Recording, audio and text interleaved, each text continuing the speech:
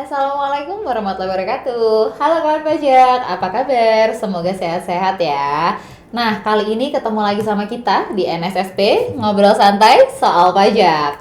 Udah masuk episode ke-11. Nah, sekarang kenalin dulu nih, saya Armilia dan rekan Saya Rigar. Karigar. Kita berdua adalah bagian dari penyuluh nih di KPP Pratama Jakarta Setiabudi 3. Di edisi kali ini kita mau ngebahas apa nih Karigar? Kita mau ngobrol tentang P3B nih Kak, atau tax treaty, yang nanti kita mungkin ada contoh dan ada tanya jawab juga ya Kak. Oke, jadi ada persetujuan penghindaran pajak berganda gitu ya. Nah, sebenarnya P3B ini apa Karigar?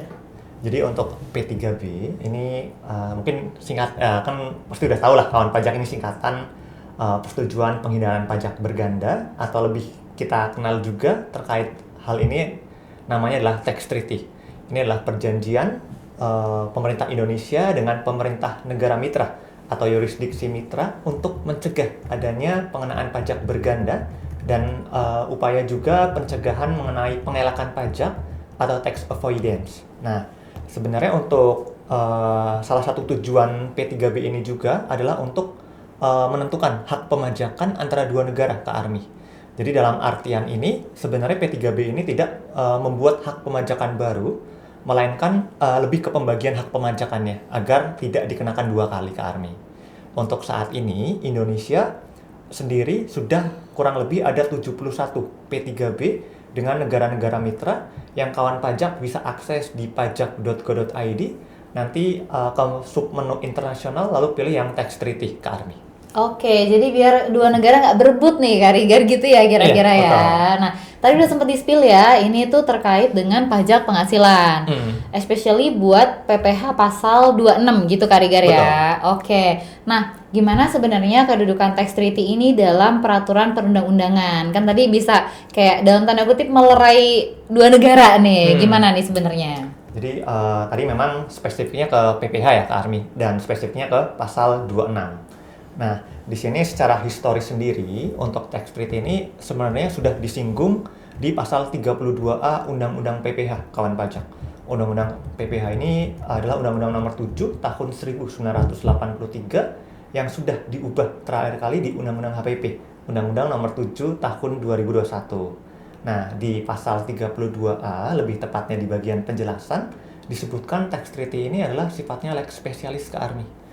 Lex specialis ini dalam arti yang mungkin lebih sederhana, dalam hal terdapat perbedaan atau bentrok antara pengaturan yang ada di Undang-Undang PPh atau di lokal domestik kita dengan yang diatur di P3B atau tax treaty, maka nanti yang dipakai adalah ketentuan yang ada di P3B atau tax treaty tadi ke ARMI. Oke, jadi tadi ya merujuk ke lex spesialis gitu kan, bukan spesial pakai telur nih ya. Nah, sebenarnya tapi kalau misalnya tentang lex spesialis secara gambaran ada bayangan nih, tapi mungkin bakal lebih jelas kalau pakai contoh nih. Gimana Karigar? Jadi mungkin kalau kita berbicara P3B, ini kan terkait dengan transaksi internasional kawan pajak.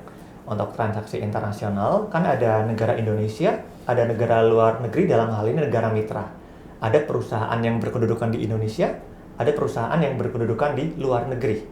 Nah, langkah pertama kita identifikasi terlebih dahulu nih mengenai subjek dan objeknya.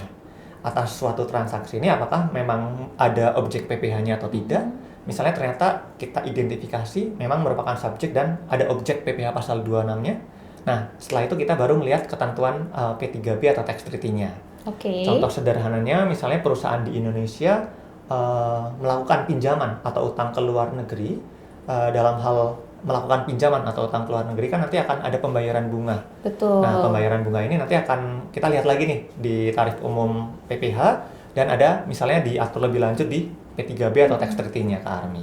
Oke, berarti nanti kalau misalnya udah diatur khusus di P3B, nah itu kalau misalnya sejalan atau bertentangan dengan undang-undang yang udah ada, kita ngikut yang P3B-nya gitu ya. Betul. Oke. Nah, berarti tujuan P3B ini seperti namanya ya, persetujuan penghindaran pajak berganda, biar nggak kena double-double ya. Iya, Tapi bisa jadi gratis nggak sih? Enak juga tuh kalau misalnya bisa jadi gratis tuh. Gimana? Sebenarnya ini perlu diluruskan juga ke ARMI. Bukan dalam arti ketika Bebas pajak gitu. betul, ketika WPLN memanfaatkan P3B ini, tidak langsung semuanya itu tarifnya 0% atau PPh-nya 0.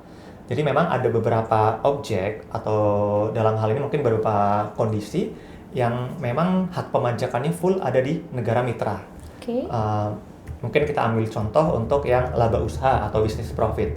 Dalam hal memang yang diserahkan jasanya oleh WPLN berbentuk badan luar negeri dan memang tidak ada BUT di Indonesia, nanti sesuai dengan ketentuan laba usaha, biasanya laba usahanya di artikel 7 Kak Armi di P3B Indonesia dengan masing-masing negara mitra, maka hak pemajakan memang di luar negeri.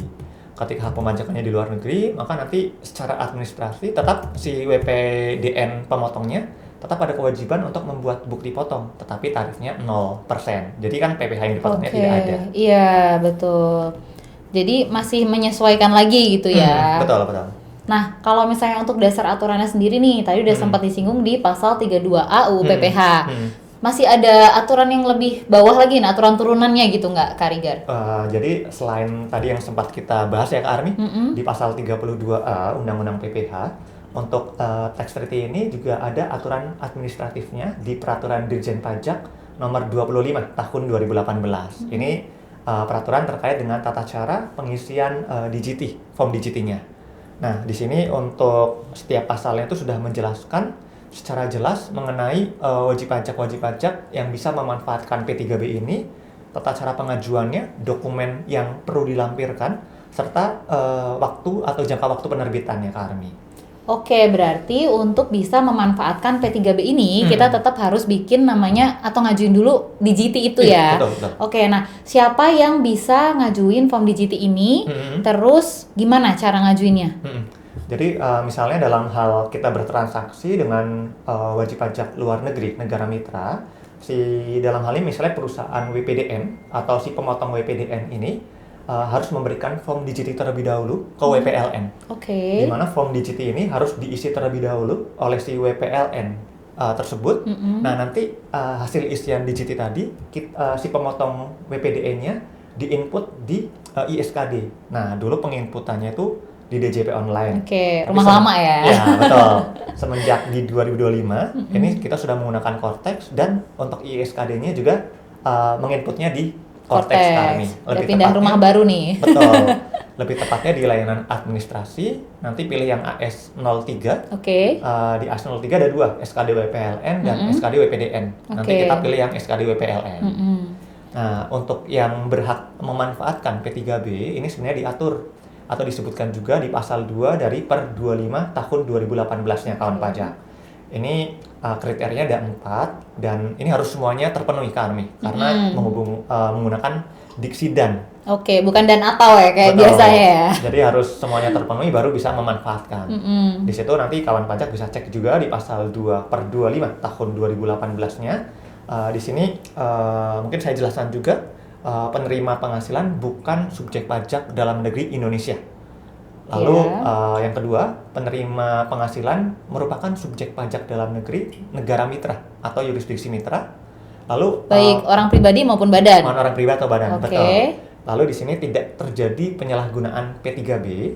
Lalu yang selanjutnya adalah penerima penghasilan merupakan beneficial owner atau penerima manfaat dalam hal P3B ini mensyaratkan. Sebenarnya untuk kriteria yang penyalahgunaan P3B atau beneficial owner ini dijelaskan lebih lanjut juga ke Armi di per 25 tahun 2018-nya. Nah, jadi kalau misalnya masih bingung-bingung nih gimana cara ngajuinnya, gimana cara ngisi DGT-nya, itu bisa merujuk ke per 25 tahun 2018 di lampiran. Di lampiran, betul. Siap.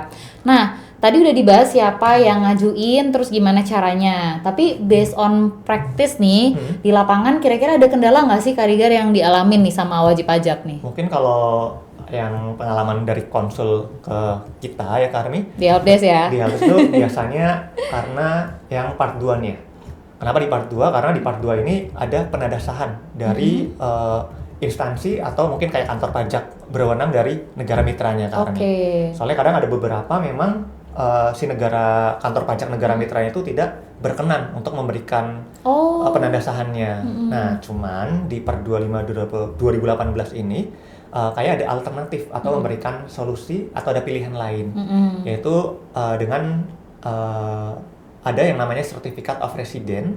Jadi COR ini, kawan pajak bisa menggantikan part 2 terkait dengan pendandasahan ini. Jadi part 2-nya ini bisa dikosongkan kalau ada COR, tapi untuk part yang lain yang wajib diisi tetap wajib diisi sesuai dengan petunjuk pengisian lampiran per 25 2018. Iya, jadi sebenarnya nggak sulit, nggak susah gitu kan. Jadi ribet. Oh iya, tadi mungkin saya menambahkan sedikit. Hanya saja untuk COR-nya ada kriteria. Ada elemen-elemen yang harus terpenuhi.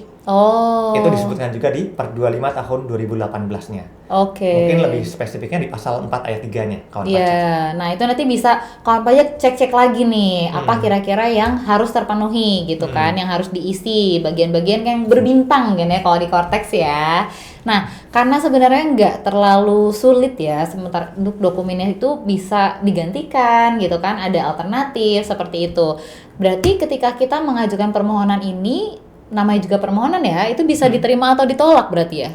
Jadi betul, jadi pada dasarnya ketika wajib pajak menyampaikan permohonan SKDW PLN, ini sebenarnya nanti akan ada pengecekan kesesuaian pengisian sesuai dengan per 25 tahun 2018.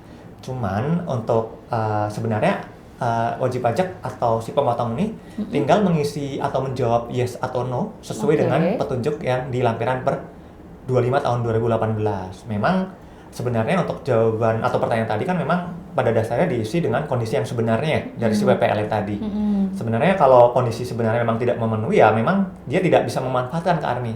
Cuman kalau yang di perlampirannya sih ada kondisi yang memang sebenarnya dia bisa memanfaatkan. Dengan melihat tadi misalnya tidak ada penyalahgunaan P3B.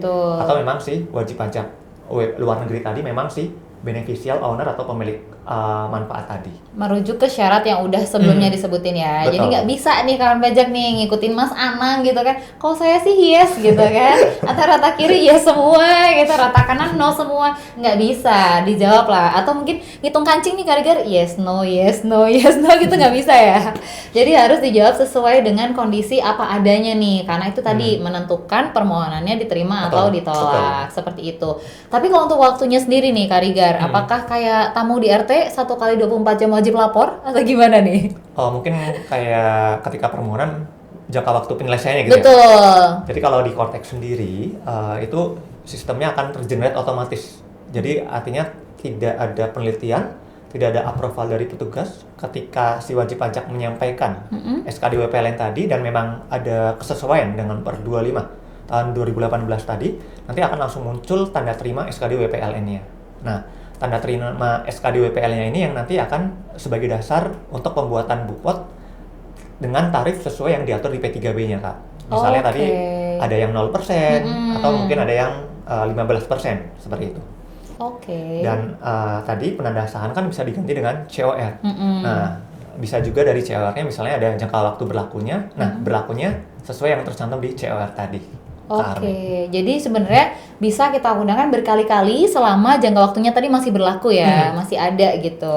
Tadi soalnya kan kalau di ketentuan per 25 2018 sendiri sebenarnya untuk tanda terima tadi itu bisa digunakan ke pemotong yang lain.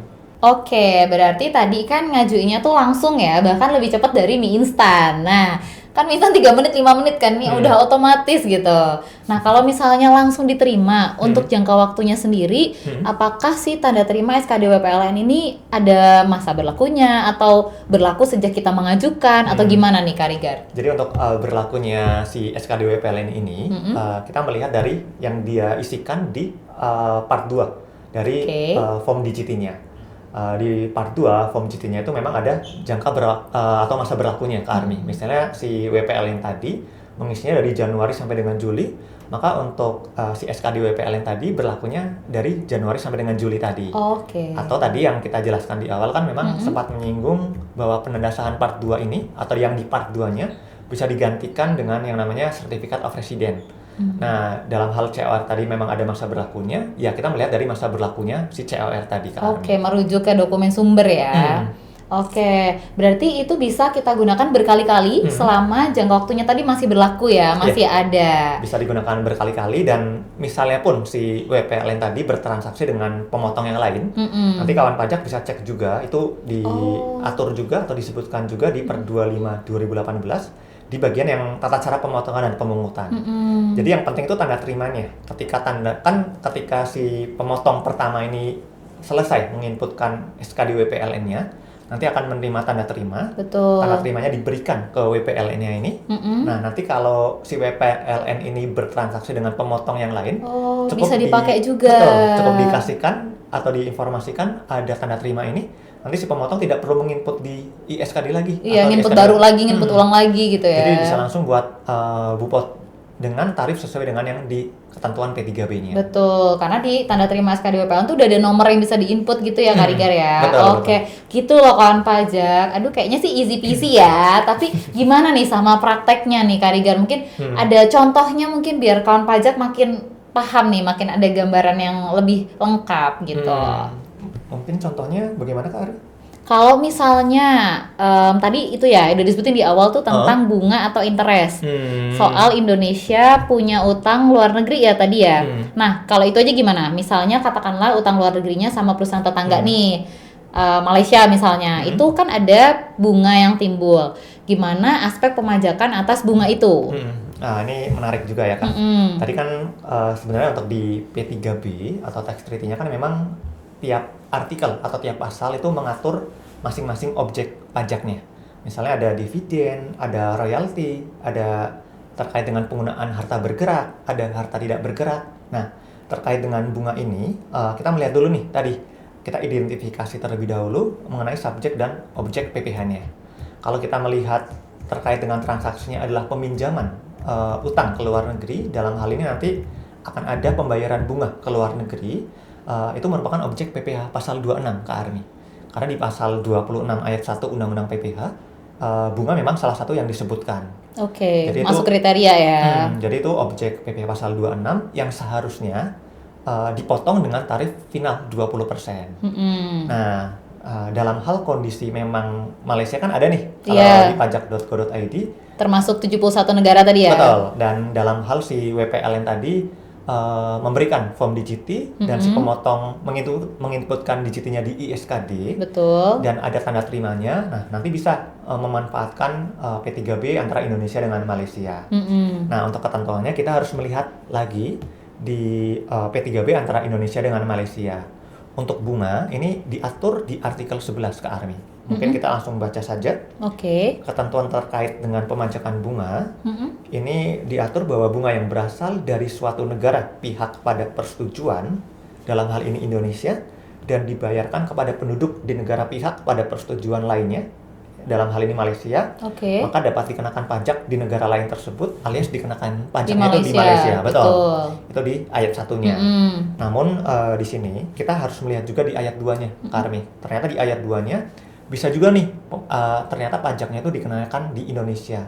Ini sifatnya sebenarnya kayak maybe tax. Jadi bisa dikenakan di negara mitranya, bisa juga di Indonesianya. Di ayat 2-nya ini diatur bahwa namun demikian bunga itu dapat juga dikenakan pajak di negara pihak pada persetujuan di mana bunga itu berasal, yaitu di Indonesia. Apabila penerima bunga adalah pemberi pinjaman yang menikmati bunga itu adalah beneficial owner, yang maksudnya maka pajak yang dikenakan ini tidak akan melebihi 15% dari bunga kotor.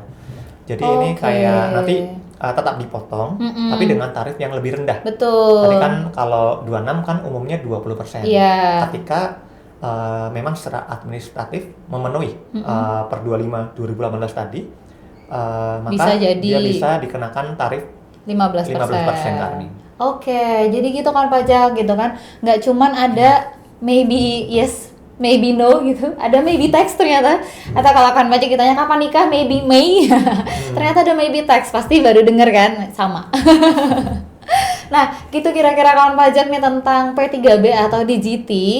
Mungkin udah ada gambaran ya Kak Rigar nih dari kawan pajak nih. Kalau saya sih udah jelas sih, mulai dari dasar aturannya, terus gimana cara ngajuinnya, siapa yang harus ngajuin gitu kan, terus penerapannya kira-kira gimana. Nah itu bisa ke tadi ya laman pajak.go.id, submenu internasional, terus tax treaty, terus cari negara lawannya gitu ya.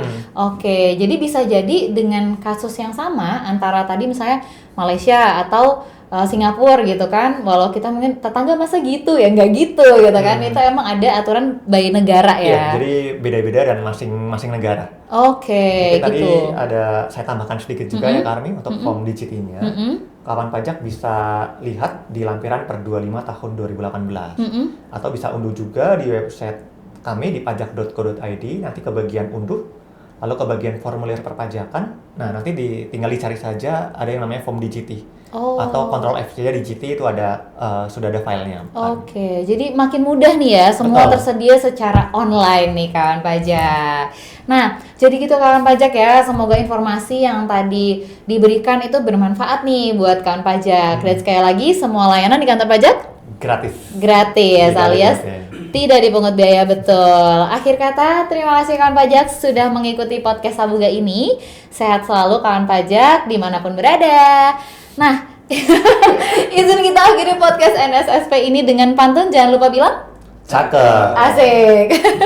Mawar cantik ada di pekarangan. Cakep. Semerbak wangi menghapus gundah. Artinya Maafkan atas segala kekurangan. Sampai jumpa di sesi podcast NSSP berikutnya. Saya Armilia dan saya Rigat. Pamit undur diri. Bye bye. Wassalamualaikum warahmatullahi wabarakatuh.